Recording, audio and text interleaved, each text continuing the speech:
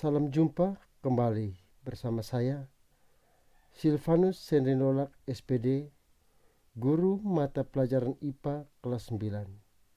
Semoga saya jumpai anak-anakku sekalian pada kesempatan ini masih dalam keadaan sehat walafiat dan siap untuk mengikuti pembelajaran pada hari ini. Pada pertemuan kali ini, kita masih berbicara tentang pewarisan sifat pada makhluk hidup. B. Hukum pewarisan sifat. Kita pelajari pada pertemuan ini yaitu persilangan monohibrida dan persilangan dihibrida. Adapun istilah penting dalam pembelajaran kita yaitu monohibrida, dihibrida, parental, filial, gamet. Mengapa penting? Untuk membantu kamu memahami dasar dari pewarisan sifat sehingga kamu dapat memahami cara-cara mengembangkan tanaman maupun hewan yang memiliki kualitas unggul melalui persilangan. Adapun kompetensi dasar atau KD mengidentifikasi proses dan hasil pewarisan sifat serta penerapannya dalam pemulihan makhluk hidup. Tujuan pembelajaran, siswa mampu menghitung persilangan monohibrida, satu sifat beda, dan persilangan dihibrida, dua sifat beda. Penelitian pertama tentang penurunan sifat dilakukan oleh Gregor Mendel, seorang pendeta dan juga ahli botani dari Austria. Mendel mulai penelitian tentang pewarisan sifat pada tahun 1856 dan mencatat hasil temuannya pada Natural Science Society of Brunn, Australia pada tahun 1866. Penelitian Mendel dan mereka menemukan kesimpulan yang sama dengan penelitian yang telah dilakukan oleh Mendel sebelumnya. Mendel menggunakan kacang kapri sebagai objek penelitiannya karena kacang kapri memiliki ciri-ciri yang mudah dibedakan, dapat melakukan penyerbukan sendiri, mudah dilakukan penyerbukan silang, mempunyai daur hidup yang relatif pendek, dan menghasilkan keturunan dalam jumlah banyak. Mendel juga orang yang dikenal pertama kali memperkenalkan teori penurunan sifat. Teorinya dikenal dengan hukum Mendel. Atas jasanya dalam bidang pewarisan sifat, beliau dijuluki sebagai bapak genetika. Mendel melakukan dua jenis persilangan. Pertama, Mendel menyilangkan kapri dengan satu sifat beda yang dikenal dengan persilangan monohibrida, dan kedua menyilangkan kapri dengan dua sifat beda yang dikenal dengan persilangan dihibrida. 1. Persilangan monohibrida atau satu sifat beda. Persilangan antara dua individu dengan satu sifat beda disebut persilangan monohibrid. Dominasi dapat terjadi secara penuh atau tidak penuh, atau kodominan. Masing-masing dominasi ini menghasilkan bentuk keturunan pertama, F1, yang berbeda. Persilangan monohibrida akan menghasilkan individu F1 yang seragam.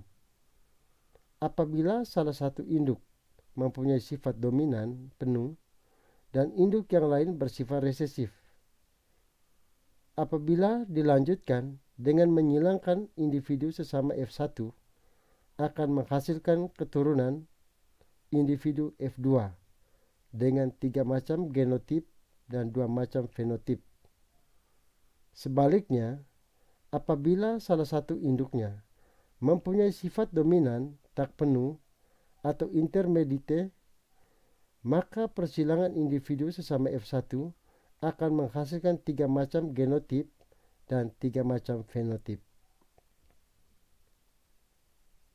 Sebaliknya, apabila salah satu induknya mempunyai sifat dominan tak penuh, intermediate, maka persilangan individu sesama F1 akan menghasilkan tiga macam genotip dan tiga macam fenotip. Contoh persilangan monohibrida dominan penuh terjadi pada persilangan antara kacang ercis berbunga merah dengan kacang ercis berbunga putih.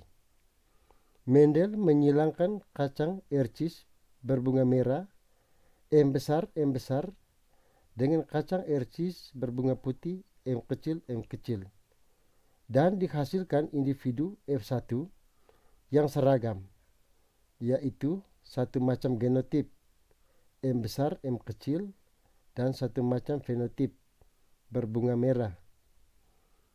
Pada waktu F2 dihasilkan tiga macam genotip dengan perbandingan 25% M besar berbanding 50% M besar M kecil berbanding 25% M besar M kecil, atau 1 berbanding 2 berbanding 1.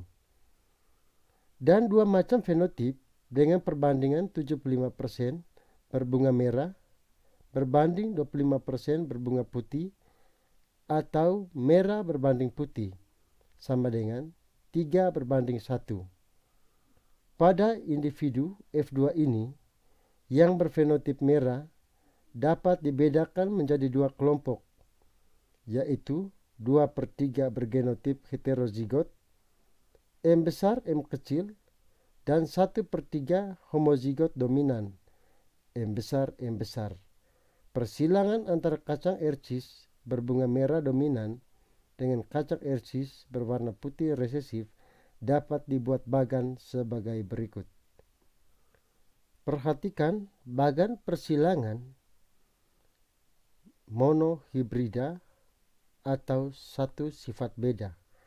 P1 sama dengan parental 1 atau induk M besar disilangkan dengan M kecil. Fenotipnya merah disilangkan dengan putih. Gamet dari fenotip merah M besar, putih M kecil menghasilkan F1 atau keturunan pertama M besar M kecil. Fenotipnya merah. Dari persilangan filial F1 di atas didapatkan P2 atau keturunan yang kedua M besar M kecil disilangkan dengan M besar M kecil. Fenotipnya merah disilangkan dengan merah. Gametnya diturunkan dari parental yang kedua, yaitu M besar M kecil. M besar M kecil menghasilkan M besar M kecil, M besar M kecil, M besar M kecil, dan M kecil.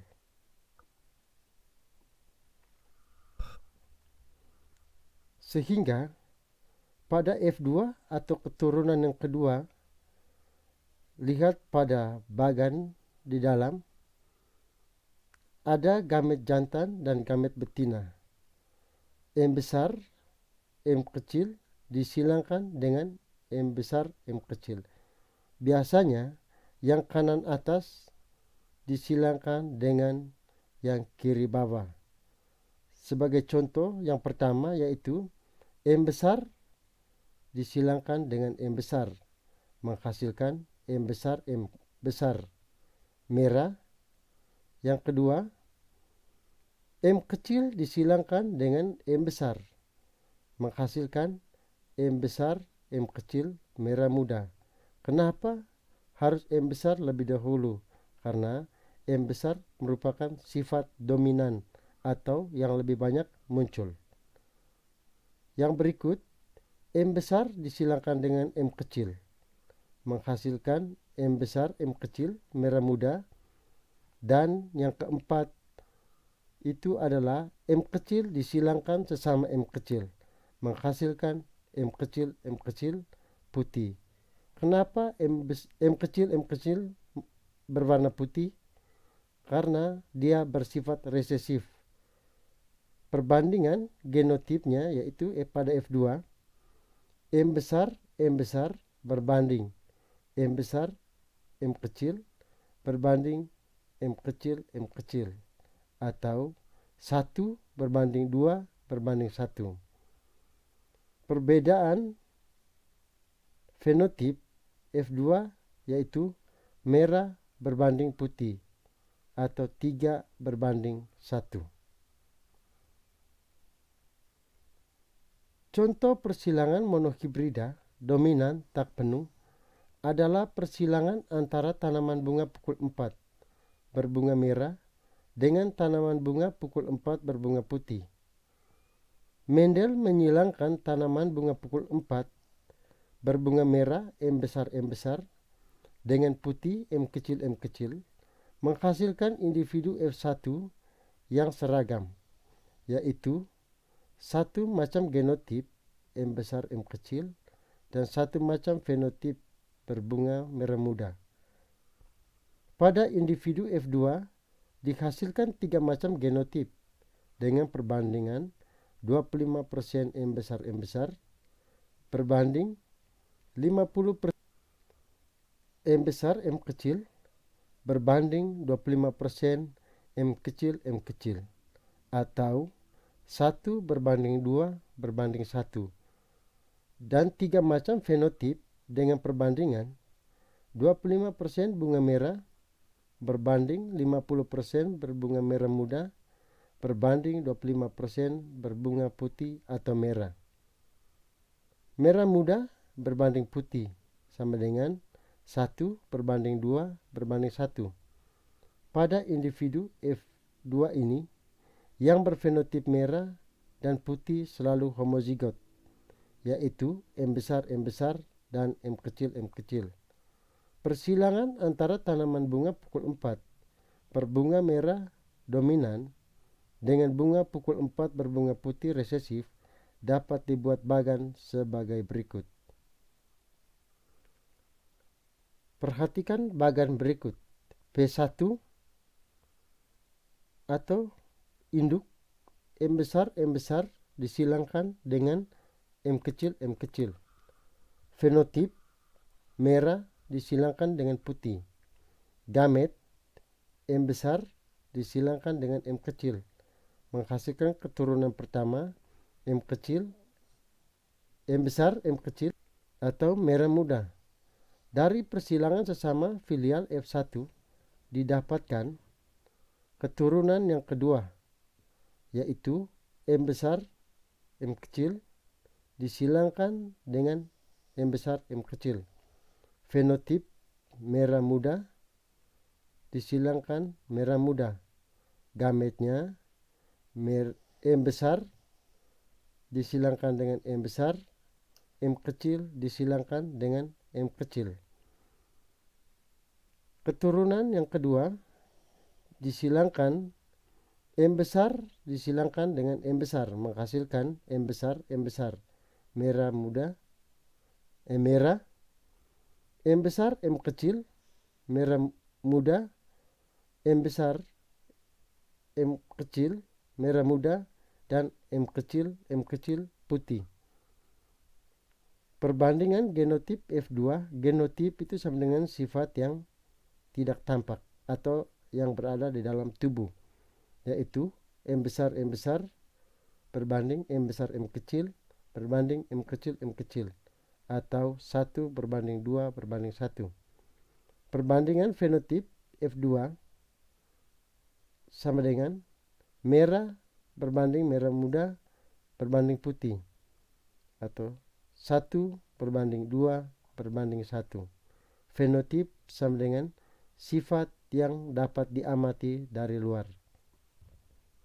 Jika kita perhatikan kedua contoh persilangan di atas, pada saat pembentukan gamet terjadi pemisahan gen-gen yang sealel, sehingga setiap gamet hanya menerima sebuah gen saja. Misalnya pada tanaman yang bergenotip M besar M kecil. Pada saat pembentukan gamet, gen M besar memisahkan diri dengan gen M kecil, sehingga gamet yang terbentuk memiliki gen M besar atau gen M kecil saja.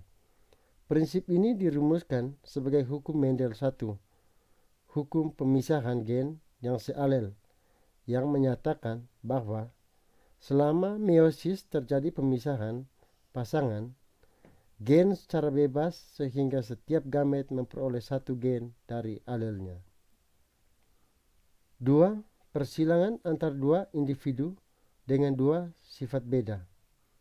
Persilangan antara dua individu dengan dua sifat berbeda disebut juga persilangan dihibrid. Pada persilangan tersebut, Mendel menyilangkan tanaman ercis dengan biji yang mempunyai dua sifat berbeda, yaitu bentuk dan warna biji. Kedua sifat beda tersebut ditentukan oleh gen-gen sebagai berikut. B besar sama dengan gen yang menentukan biji bulat. B kecil sama dengan gen yang menentukan biji keriput. K besar sama dengan gen yang menentukan biji berwarna kuning. K kecil gen yang menentukan biji berwarna hijau. Jika tanaman kapri yang berbiji bulat kuning, B besar, K besar, disilangkan dengan kapri yang berbiji keriput hijau, B kecil, K kecil. Semua tanaman F1 berbiji bulat kuning. Jika tanaman F1 dibiarkan mengadakan penyerbukan sendiri, F2 memperlihatkan 16 kombinasi yang terdiri atas 4 macam fenotip, yaitu tanaman berbiji bulat kuning, bulat hijau, keriput kuning, dan keriput hijau. Dalam percobaan ini, Mendel mendapatkan 315 tanaman berbiji bulat kuning, 100 tanaman berbiji bulat hijau, 101 tanaman berbiji keriput kuning, dan 32 tanaman keriput hijau. Angka-angka tersebut menunjukkan suatu perbandingan fenotip yang mendekati 9:3:3:1.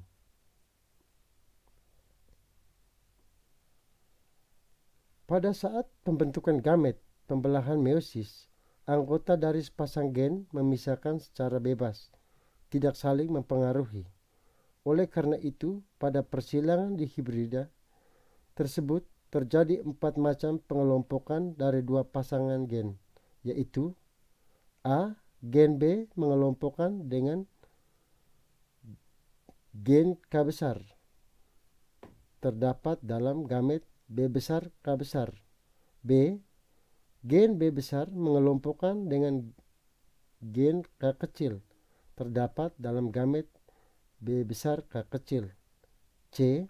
Gen B kecil mengelompokkan dengan gen K besar, terdapat dalam gamet B kecil K besar. D.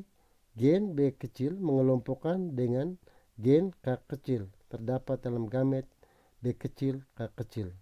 Prinsip tersebut di atas dirumuskan sebagai hukum Mendel 2, hukum pengelompokan gen secara bebas, yang menyatakan bahwa A.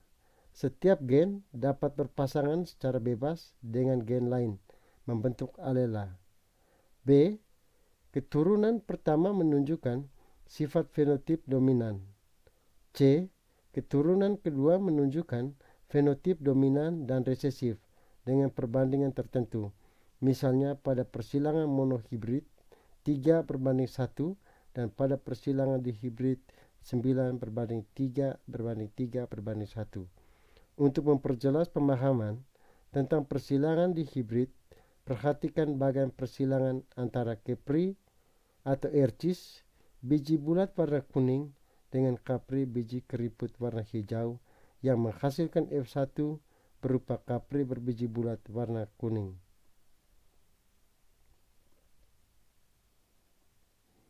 Selanjutnya, anak-anakku sekalian, perhatikan bagan persilangan di hibrid berikut dengan cermat.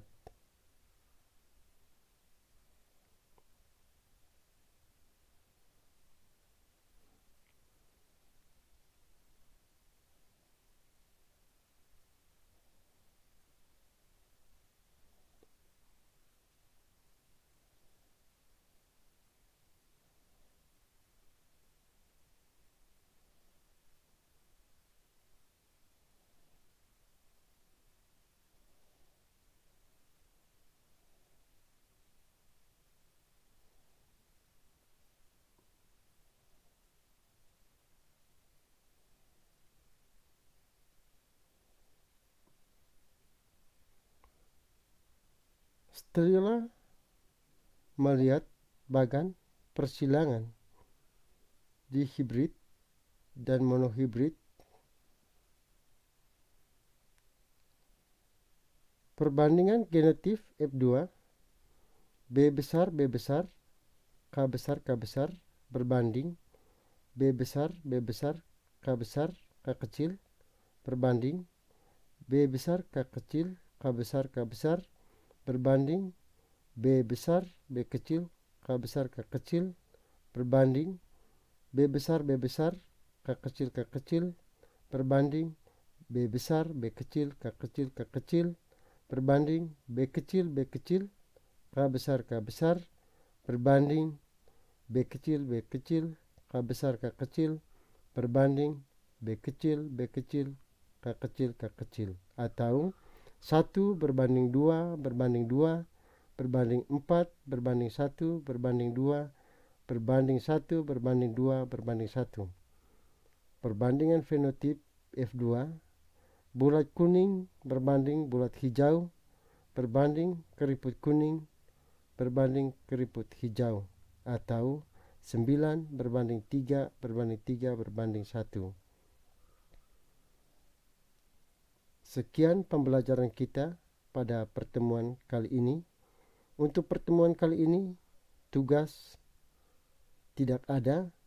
Nanti pada pertemuan minggu depan baru ada tugas.